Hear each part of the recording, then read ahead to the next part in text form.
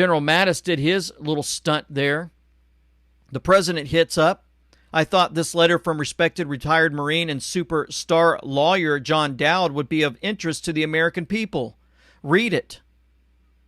And this is a Q drop, 4412. We are fighting for our survival. Q. Yes, we are. Now I'm going to read this letter. Jim, I slept on your statement and woke up appalled and upset. You lost me. Now he's talking to General Mattis. He's calling him Jim. That's what officers do, right? First name basis. Never dreamed you would let a bunch of hack politicians use your good name and reputation earned with the blood and guts of young Marines. You did what you said you would, engage in this discourse. Marines keep their word.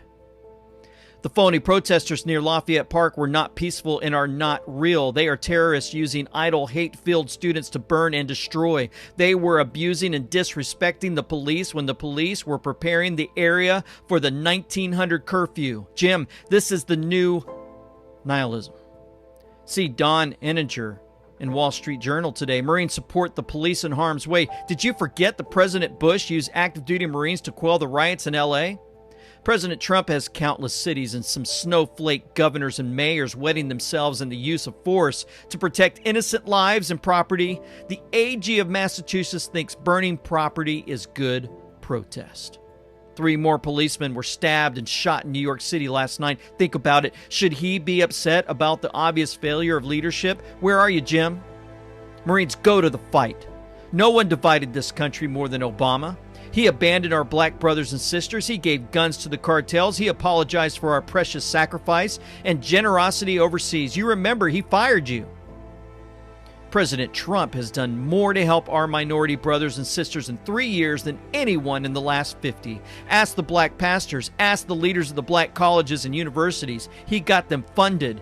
Ask them about the prison reform which ended the draconian sentences imposed on young black men by the laws enacted by Biden and his hacks. You need to bone up on your homework and stop listening to Uncle Leon.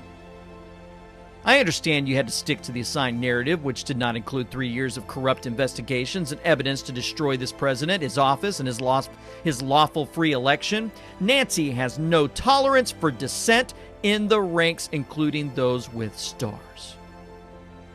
You said nothing of the ugly, hate-filled, disgraceful comments of Pelosi, Schumer, Perez, and other Democrat hacks defaming the president and his office. You said nothing of the unlawful sanctuary cities and the unlawful release of hoodlums. You said nothing of the resistance movement to paralyze our courts and our government operations. You said nothing of the obstruction and subversion of our immigration laws. You said nothing of MS-13 killers and the drug cartels who own huge sections of our major cities. Jim, do you think that hateful rhetoric and those corrupt actions were inspiring and unifying? Do you think the DIs at Parris Island would find such behavior as unifying? Maybe our problem is a lot deeper. Perhaps you ought to explain how and why you and John Allen as CG Central Command did not engage and take out Iranian Major General Soleimani, who roamed the Middle East and wreaked havoc and death of our American boys with his infamous IEDs. Why did it take President Trump to have the instincts and BALLS to take him out? Looks like the Persian mullahs were a one-horse sleigh and Trump nailed the horse forever. It has been quiet ever since. Perhaps your anger is born of embarrassment for your own failure as the leader of Central Command. Did you applaud when the president recognized the central problem in the Middle East? Did you applaud when the president, he wanted to save American lives by bringing them home in one piece? John M. Dowd.